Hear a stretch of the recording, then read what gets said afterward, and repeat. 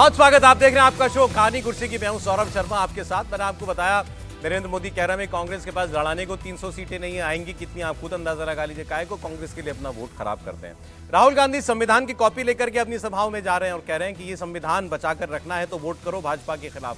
तो राजनीति अपने अपने ढर्रे पर अभी चुनाव प्रचार में चल रही है। अभी कुछ दिन है, अभी तीसरे फेज का मतदान होने में।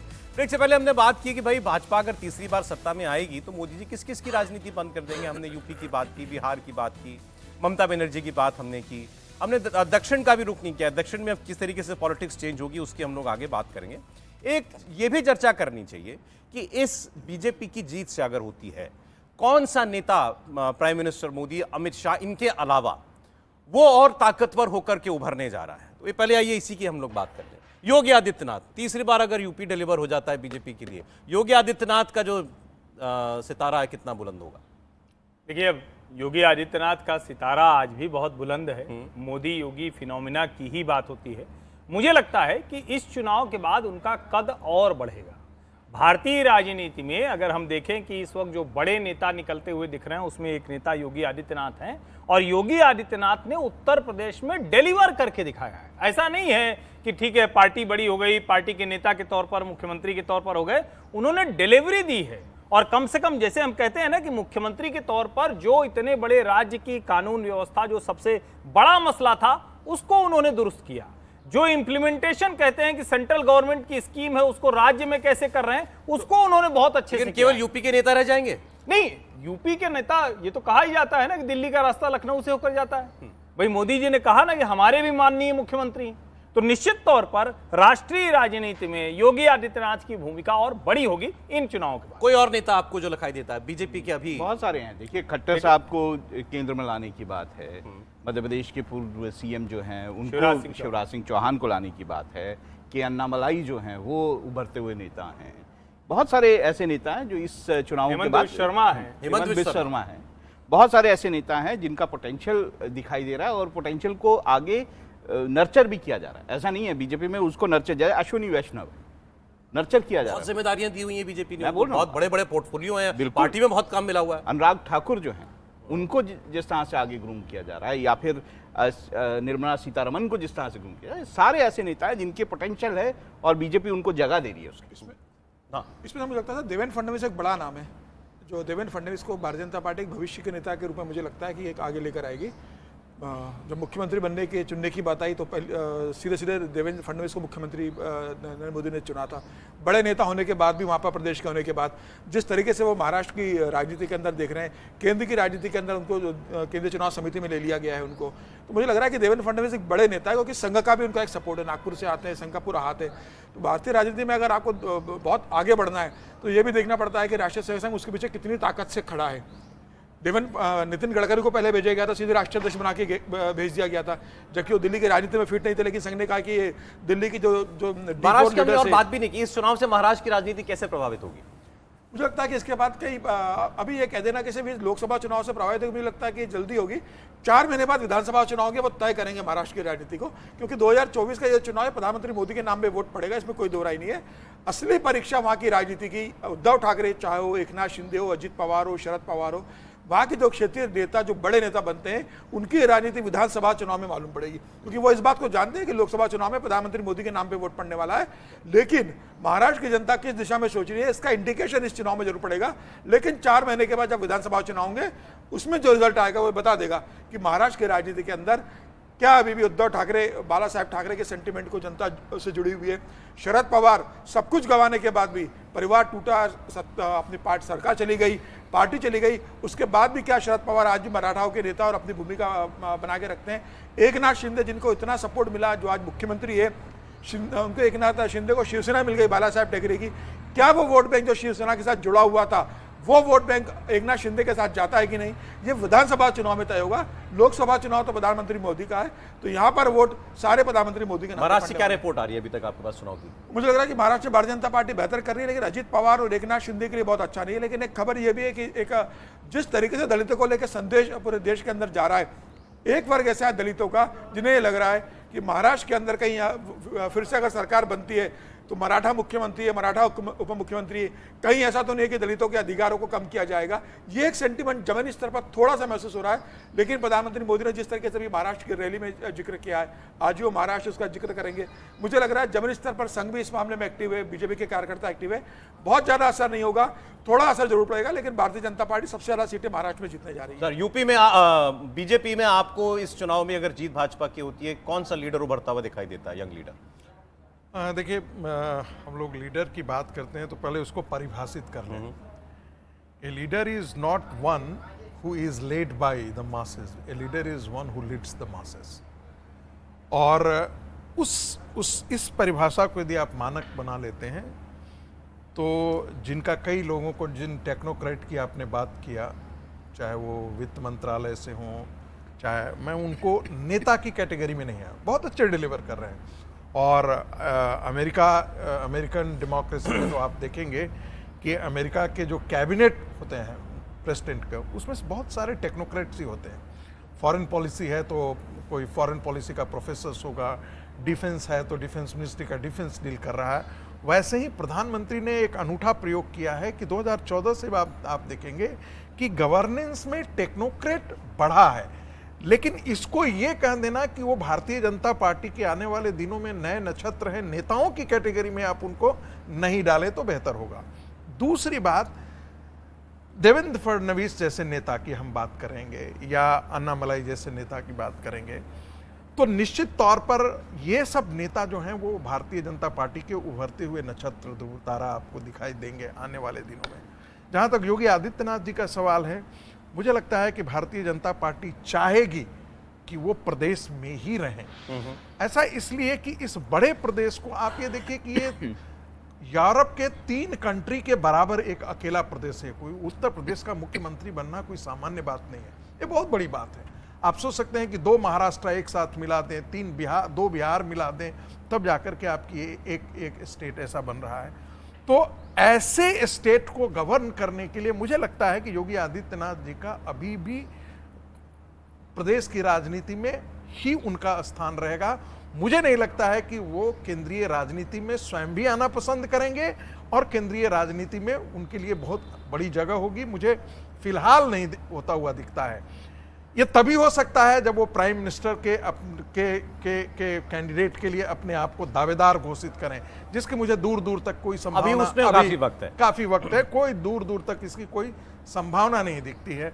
तो मूल रूप से यदि हम बात करें तो प्रधानमंत्री नरेंद्र मोदी और अमित शाह, ये 2 ही ऐसे मुख्य किरदार के तौर पर होंगे जो आने वाले अभी भी 29 तक जो है भारतीय राजनीति को केंद्रीय स्तर पर भी भारतीय जनता पार्टी के अंदर गाइड करेंगे, या उसको नेविगेट करेंगे, आप दिशा निर्देश करेंगे या उसका नेतृत्व करेंगे। ये 2 ही चेहरे मुझे आज के दिन में भी दिखते हैं। कोई तीसरा चेहरा मुझे भारतीय जनता पार्टी से उभरता हुआ ऐसा नहीं दिखता है जो इस राजनीति को उनका स्थान जो है फिलहाल के लिए रिप्लेस कर सके। न तो क्षेत्रीय नेतृत्व से कोई आके निकल करके आता है, न भारतीय जनता पार्टी के केंद्रीय नेतृत्व। ठीक है सर, मैं देखिए, मैं इस बात को थोड़ा मानता नहीं हूँ कि सिर्फ वही नेता होते हैं जो कि जमीन से, मतलब चुनाव मास लीडर्स। हमारे सामने एग्जाम्पल है प्रमोद महाजन का, जो एक ही लोकसभा चुनाव जीते थे। हमारे सामने एग्जाम्पल है अरुण जेटली का, जो मेरे ख्याल से कोई चुनाव नहीं जीते। तो ये कहना कि बड़े नेता सिर्फ वहां से आते हैं, ऐसा नहीं है। ये पोटेंशियल है, कुछ लोगों का स्किल होता है ऑर्गेनाइज करने का। अरुण जेटली वो नेता थे जो एक चुनाव नहीं जीत सकते थे, बहुत बड़े नेता थे, बहुत सम्मान मैं करता हूं, टेक्नोक्रेट थे, वकील थे, बहुत अच्छे वक्ता थे। लेकिन जिसको कहते हैं कि मास लीडरशिप वाली बात, लीडरशिप देने वाली, वो बात तो अरुण जेटली में नहीं थी, आपको मानना पड़ेगा। अमृतसर एक चुनाव लड़ने जाते हैं, वो चुनाव हार जाते हैं। आप पार्टी में 2 तरह के नेता होते हैं, एक वो जो ऑर्गेनाइज करते हैं पार्टी को या ऑर्गेनाइजेशन को ध्यान में रखते हैं या उस तरह की स्ट्रेटजीज बनाते हैं, और दूसरा नेता होता है जो चुनाव लड़ रहे होते हैं या चुनाव से जीत के आ रहे होते हैं लोकसभा वगैरह में। तो इस तरह से अगर हम क्लासीफाई करेंगे तो बहुत सारे नेता बाहर हो जाएंगे। ठीक नहीं, दरअसल देखिए है क्या ना कि जब हम नाम लेते हैं तो पहले की भारतीय जनता पार्टी को थोड़ा अलग तरीके से देखना चाहिए। अरुण जेटली क्या थे? अरुण जेटली ने तय करके उस भूमिका को चुना था। अरुण जेटली ऐसा नहीं है, वो छात्र संघ से निकले हुए नेता थे जिस समय देश में, जिसको कहते हैं ना आपातकाल के समय, और जिस समय देश में छात्र संघों की बात होती थी तो JNU, Delhi university, Patna university, Allahabad university और बीएचयू, यही कुल मिला के 4-5 विश्वविद्यालय जहाँ के नेता थे, डीयू के छात्र संघ अध्यक्ष थे, उनको एक दिखा, और जिसको कहते हैं बाद में चूंकि वो एक्सेल कर गए अपनी फील्ड में, एक जो दिल्ली के एलीट क्लब का एक नेता था, उसकी भयानक कमी थी भारतीय जनता पार्टी। एक ऐसा नेता जो वो मैनेजमेंट करता। लेकिन आज क्या भारतीय जनता पार्टी के को ऐसे नेता की जरूरत है? नंबर एक। दूसरा ये कि क्या भारतीय जनता पार्टी में अब संगठन में कोई नेता अभी इतना बड़ा हो रहा है? हाँ, दूसरी तरफ अगर देखेंगे तो महामंत्रियों में आप देखें तो सुनील बंसल और विनोद तावड़े वो संगठन के तौर पर ही नेता बड़े हो रहे हैं, आप उनको देख सकते हैं। भूपेंद्र यादव, ठीक है, आप उस तरह से कहेंगे कि बहुत लंबे समय से भारतीय जनता पार्टी से नहीं रहे हो, लेकिन जब वो आए तो वो संगठन से ही आए, संगठन के जरिए वो मंत्रिमंडल में गए और वो लोकसभा के जरिए फिर आ रहे हैं। तो मुझे लगता है कई बार पार्टी में जो टॉप लीडरशिप होती है, या जिसको हम कहें कि वैचारिक तौर पर, सांगठनिक तौर पर तय किया जाता है, वो भी तय करते हैं कि कहां कहां किसका प्लेसमेंट होता है, वो दिखता थोड़ी देर से है। तो मुझे लगता है कि वजह क्या ये भी है कि भाई टॉप 2 जो इस वक्त बीजेपी में है, प्राइम मिनिस्टर और होम मिनिस्टर, बहुत सी जिम्मेदारियां तो उन्होंने अपने ऊपर ले रखी हैं। नहीं, बहुत सी जिम्मेदारियां ले रखी हैं, और सच बात यह है कि वो सारा काम वो किसी न किसी को उन्होंने डेलीगेट कर रखा है।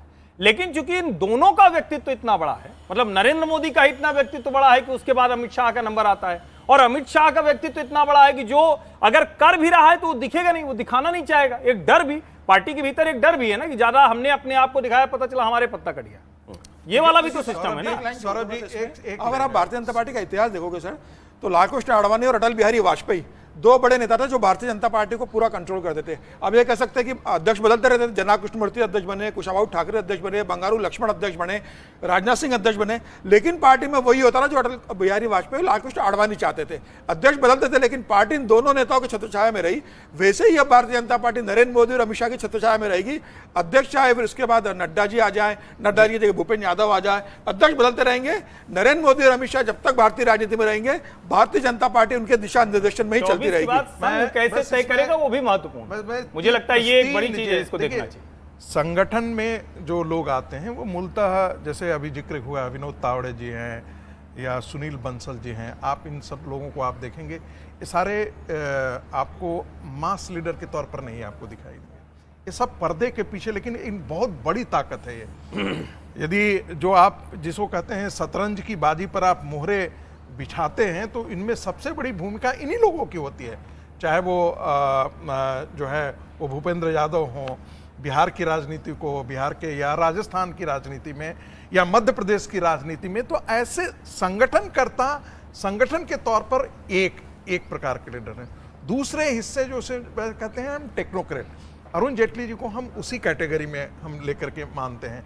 वो बहुत अच्छे छात्र संघ के अध्यक्ष थे, मास लीडर के, तो उनको एक बहुत बड़ा अपील था। मैंने वैसा व्यक्तित्व पाना आपके लिए बड़ा मुश्किल है, वैसी कमी आपको पार्टी में हमेशा खलती है। बहुत सारे ऐसे निगोशिएशंस थे जो मुझे ऐसा कई बार लगता है कि यदि अरुण जेटली होते तो मुझे नहीं लगता है कि बिहार की राजनीति में नीतीश कुमार बाहर निकल करके चले जाते। वो एक ऐसे व्यक्ति थे जो संवाद बना करके आपको, कई ऐसे थे जैसे पहले जो है वो भैरव सिंह शेखावत के लिए होता था, कई विपक्षी लोग थे जिनको वो जोड़ लिया करते थे। तो ये दूसरी कैटेगरी है। और तीसरी कैटेगरी जिसको हम कहते हैं मास लीडर वाली कैटेगरी के बारे में ही हम जिक्र कर रहे थे। एक चीज बोल देता हूँ, ये देखिए फिर मैं उस बात को बोलूँ। नरेंद्र मोदी कौन सा शुरू से चुनाव लड़ते हुए आए थे? उनको चुनाव लड़ाया गया था ना, जब तय किया पार्टी ने, मुख्यमंत्री बनाने के बाद चुनाव लड़ाया गया। तो ऐसा नहीं है कि जो है ऐसे ही, देखिए पोटेंशियल हर आदमी का चलिए अलग है। अच्छा, एक आप लोगों ने चूंकि इतने नाम लिया इसलिए सवाल मन में आया, जब चुनाव चल रहा है और जब एक चरण दूसरे चरण के बीच में ये जो वक्त अभी है, अभी जब 5-6 दिन अभी हैं, इस वक्त बीजेपी जैसी पार्टी जो है ये क्या कर रही होती है? मुझे लग रहा है इस समय भारतीय जनता पार्टी का पूरा फोकस मतदान बढ़ाने की ओर दिया हुआ है। भारतीय जनता पार्टी ने, अमित शाह लगातार रात को 3 से 4 घंटे इसका फीडबैक ले रहे हैं जहां मतदान होने वाला है। तीसरे चरण का, चौथे चरण का, 5वें, 6ठे, 7वें चरण तक की वो बात कर रहे हैं, जहां पंजाब में वोटिंग होनी है, जहां वाराणसी में वोटिंग होनी है, वहां पर भी वो जिलाध्यक्षों से बात कर रहे हैं, प्रदेश अध्यक्ष से बात कर रहे हैं कि मतदान का प्रतिशत किसी भी स्थिति में कम नहीं होना चाहिए। 2 फेज हम देख चुके हैं। उनका पूरा ध्यान इस समय मतदान बढ़ाने के ऊपर है, क्योंकि बाकी प्रधानमंत्री मोदी रैलियां कर रहे हैं, जो मैसेज देना है दे रहे हैं, संगठन अपने जमीन पे एक्टिव है, लेकिन अगर मतदान नहीं होगा तो सारा काम तो आखिर में जाके वोटिंग पे ही डिपेंड करता है। पार्टी के जीतने का, ज्यादा वोट लेने का, ज्यादा मार्जिन से जीतने का तभी होगा जब मतदान वोटिंग करेगा। तो पार्टी ने इस समय पूरा फोकस, अपने सारे संगठन महामंत्री उनके इसमें लगे हुए, सारे राष्ट्रीय महासचिव की ड्यूटी लगा दी है, सारे राज्यसभा के सांसदों की ड्यूटी लगा दी है कि सारा वोटिंग परसेंटेज बढ़ाना है। और कई राज्यसभा सांसदों को प्रदर्शन में भेज दिया गया है। दूसरे राज्य में जहां चुनाव हो गए, वहां के संगठन महामंत्री, वहां के मंत्री, वहां के विधायक, वहां के सांसद दूसरे राज्यों में चले गए वोटिंग बढ़ाने के लिए। अब पार्टी का पूरा ध्यान वोटिंग परसेंटेज बढ़ाने के ऊपर है, क्योंकि भारतीय जनता पार्टी जानती है कि वोटिंग बढ़ेगा तो भारतीय जनता पार्टी की जीत की मार्जिन ज्यादा बढ़ेगी। तो ये अभी भी एक चिंता है पार्टी के बिल्कुल सामने। चिंता, और उसमें फोकस कर रही है। हर्षवर्धन जी, कोई आपको अभी तक के चुनाव में 2 फेज के बाद तीसरे चरण के लिए प्रचार चल रहा है, कोई अगर कोई थीम नजर आ रही हो इस इलेक्शन की, मोदी के अलावा कोई मुद्दा ऐसा जो हाँ जनता के बीच में पहुंच रहा हो? देखिए, प्रधानमंत्री नरेंद्र मोदी एक बात को लेकर बहुत स्पष्ट हैं, ये चुनाव जाने अनजाने मुस्लिम अपीजमेंट पर चला गया है। अगर आप देखें तो पूरी थीम उधर चली गई। ओके, मेरा ये मानना है कि राहुल गांधी ने कोशिश की थी हिंदू मतों में विभाजन की, जाति आधार पर तुमको दे देंगे, तुमको दे देंगे। उनको था कि हम क्लास आइडेंटिफिकेशन कराएंगे, उसके आधार पर जो क्लास स्ट्रगल की थ्योरी है, जो मार्क्सिस्ट थ्योरी है, उधर चले जाएंगे। नरेंद्र मोदी ने इस चुनाव को फिर से, और इसीलिए वो हिस्टोरिकल डेटा बोलते हैं, एविडेंस बोलते हैं कि 1961 की नेहरू जी की चिट्ठी, इंदिरा जी कैसे बात करती थी, किस तरह से जो मुस्लिम अपीजमेंट है तो उसको लेकर कैसे रिलीजन के आधार पर नहीं होना चाहिए, संविधान सभा में बहस हुई लेकिन कांग्रेस ने कर दिया, किस तरह से उनको आप योजनाओं में उस तरह से लाभ नहीं देते हैं लेकिन प्रतीकों के तौर पर आप उनको आगे बढ़ाते हैं। तो जो मुस्लिम अपीजमेंट और संविधान को किस तरह से सम्मान करना है, जिसको बार बार हम कहते हैं कि नरेंद्र मोदी की, तो मैं इस चुनाव की कोर थीम के तौर पर इसको